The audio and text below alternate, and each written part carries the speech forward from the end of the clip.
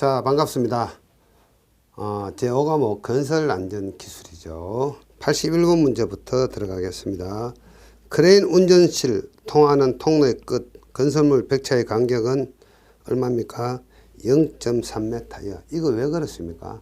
사람이 떨어져도 추락되지 않고 걸리도록 하기 위해서 건물 벽체하고 이런 어떤 공중 통로하고 그 사이는 0.3. 자, 우리가 떨어져도 빠지지 않을 정도의 넓이라고 생각하시면 됩니다. 추락 방지 넓이입니다. 요거는 82번 문제입니다. 자, 82번 문제는 산업안전보건관리비 중 안전시설비의 항목에 사용할 수 있는 항목에 해당되는 것은, 자, 우리가 산업안전보건관리비를 집행을 할 때 공사를 위한 어떤 가설공사는 집행할 수가 없습니다. 근로자의 안전을 위해서 우리는 집행할 수가 있습니다. 그래서 자, 외부인 출입 금지, 교통신호원 이런 것들은 뭡니까? 가설 울타리, 이것은 공사를 하기 위한 가설 공사이기 때문에 집행할 수가 없습니다. 작업 발판도 마찬가지이고요. 사람이 딛고 작업을 하기 위해서 사용하는 물건이 발판이죠. 이것은 산업안전보건관리비로 쓸 수가 없습니다. 자, 그 다음에 토사유실 방지 설비도 마찬가지이고요. 근데 사다리 전도 방지, 요거는 근로자 보호를 위해서 요거는 집행할 수가 있습니다. 4번이 정답이 되겠네요. 그 다음 83번 문제. 자, 요거는 계산 문제인데, 이거는 토질역학입니다. 토목에서. 자, 그래서 비중, 간극비, 함수비 관계. 여러분들 이 토질역학에 대해서 제가 깊이 있게 설명하면 잘 모를 수도 있습니다. 그래서 요 공식만 암기하시면 됩니다. GW는 SE. 이때 G는 비중이고요. W는 함수비고요.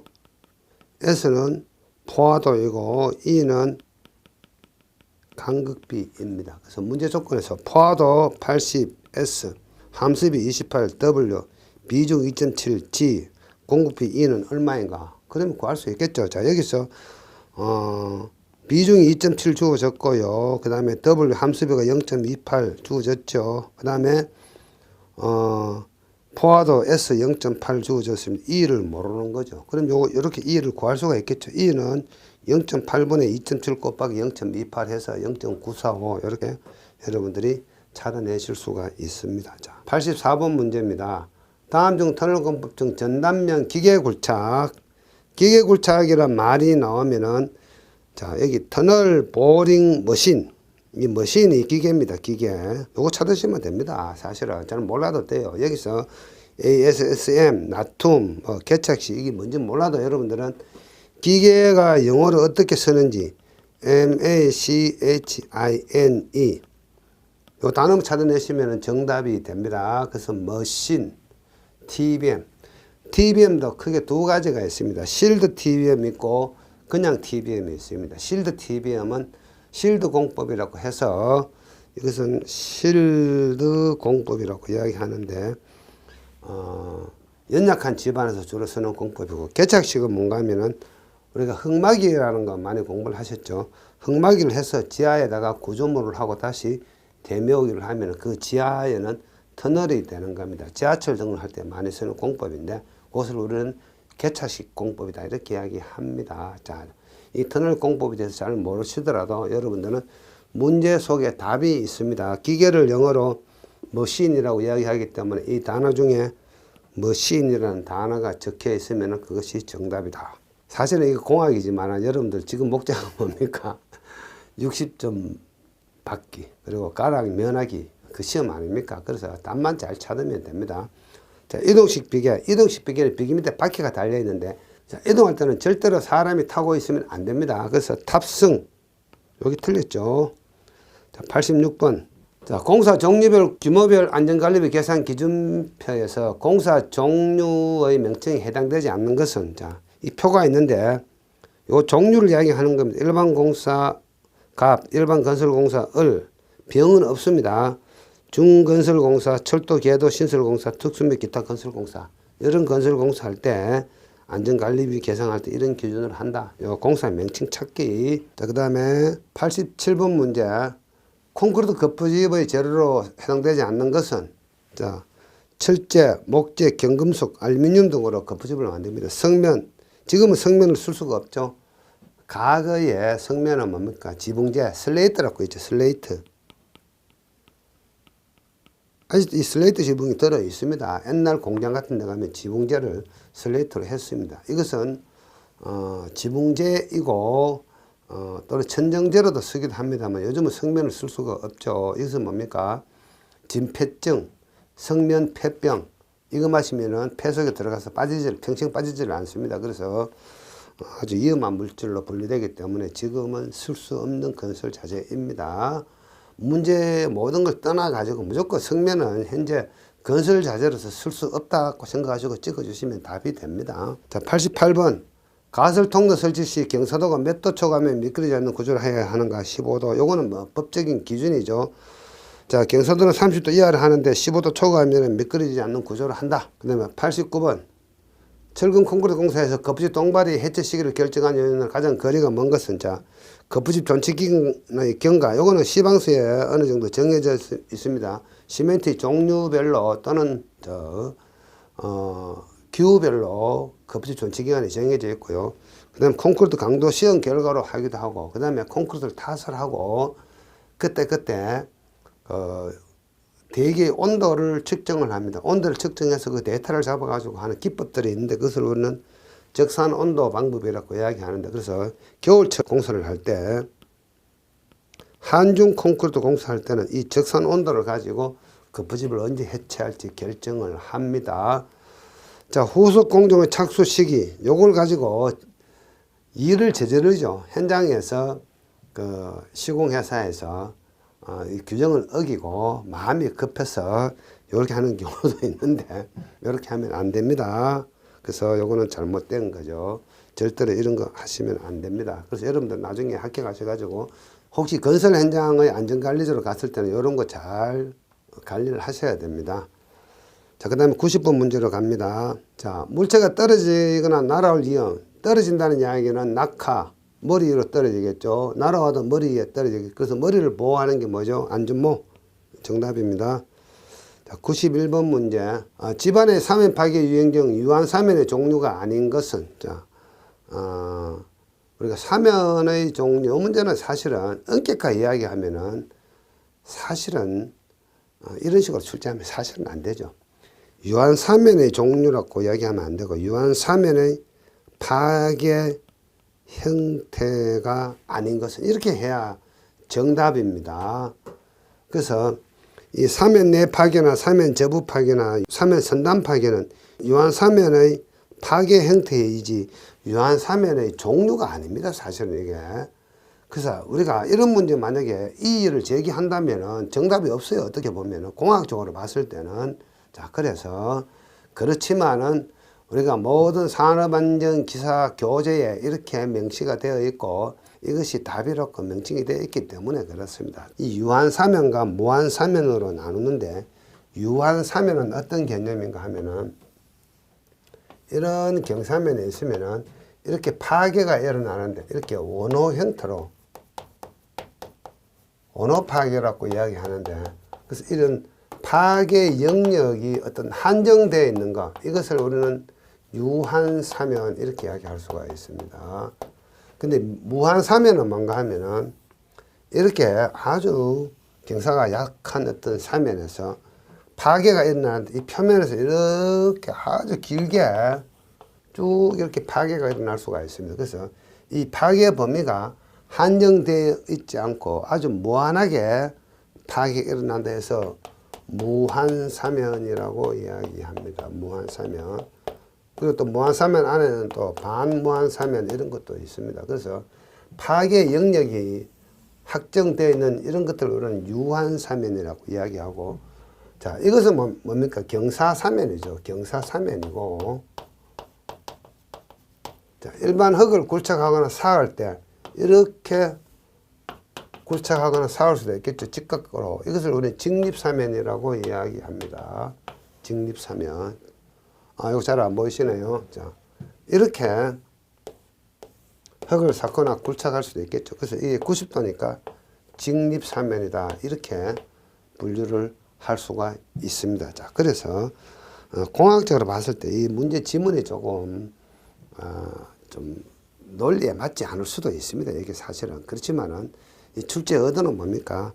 요걸 찾으라는 게 어도죠. 그래서 여러분들은 이 문제 또 나오면은 직립사면 파괴를 찾아주시면 됩니다. 자, 그래서 자, 종류를 분류할 때는 직립사면, 유한사면, 무한사면을 분류하고 유한사면의 파괴 형태 그런 말이 나오면은 내부 파괴, 선단 파괴, 저부 파괴 이렇게 파괴가 나면은 저부 파괴 요 끝을 선단이라고 이야기합니다. 사면 선단 선단을 통해서 파괴되면은 선단 파괴 요 사면 내부에 파괴되면은 사면 내부 파괴 그래서 저선내 이렇게 암기하시면 됩니다. 저선내 파괴다.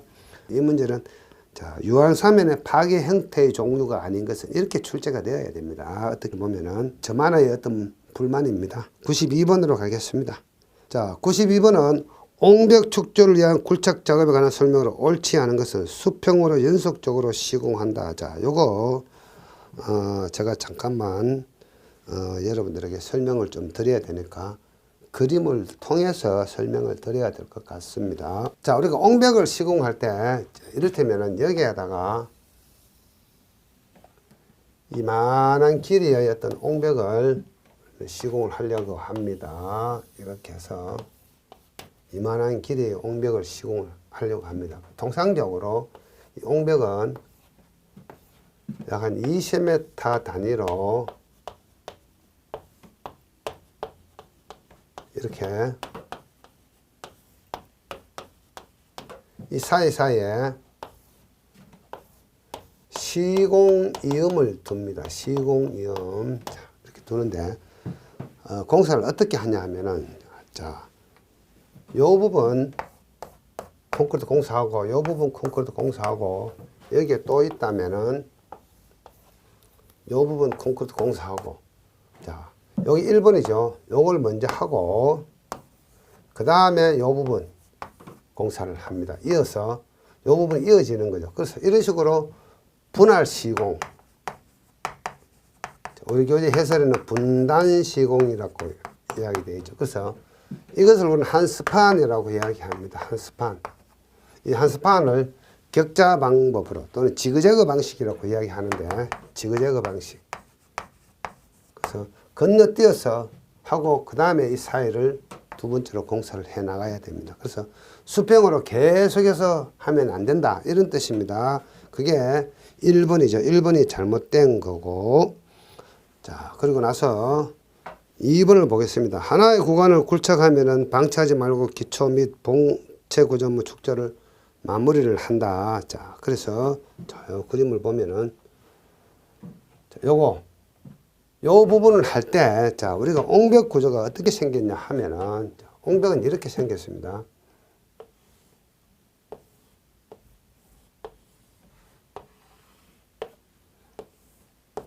이런 식으로 옹벽을 하죠. 자, 그래서 요 부분을 우리는 기초라고 이야기합니다. 기초. 원래는 기초라고 옹벽에서 기초라고 이야기 안 합니다. 저판이라고 이야기합니다. 저판. 그래서 요 앞에 있는 것을 앞굽,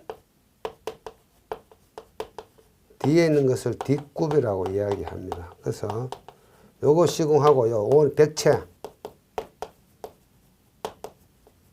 그래서 요 1번 할 때 이렇게 다 시공을 합니다. 그래서 요까지가 만약에 1번이면 이렇게 시공을 해놓고 요 부분 시공이 안 됐겠죠. 건너 쪽에다 이렇게 해서 시공을 하고 그 다음에 2번 시공을 여기다가 이렇게 합니다. 할 때 기초부터 백채까지 한 방에 다 끝을 내라 이런 뜻이 됩니다. 그래서 2번은 맞는 이야기고 자 절지 경사면의 전석, 낙석의 우려가 있고 혹은 장기간 방치할 경우에는 소크트, 락폴트, 캔버스 및 모르타 등으로 방어한다. 자 이거는 어떤 이야기인가 하면은 요 이야기는 자 이 옹벽은 주로 절토 부분에서 옹벽을 하는데 여기다 그리겠습니다. 자 원래 집안이 이렇게 되어 있는데 이 부분을 이렇게 해서 이렇게 깎아 가지고 여기다가 이렇게 옹벽 시공을 하려고 합니다. 그리고 여기 대묘기를 하겠죠. 그래서 미리 흙을 깎아 놓은 부분을 우리는 절치라고 이야기합니다. 절치. 자, 이 부분이 뭡니까? 아직 시공이 되지 않기 때문에 무너지거나 할 상황이 발생을 하는 거죠.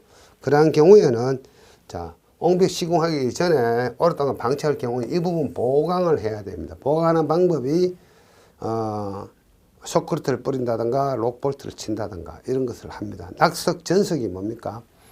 이렇게 있는 돌들이 이렇게 해서 굴러 떨어지는 것을 낙석이라고 이야기합니다. 낙석.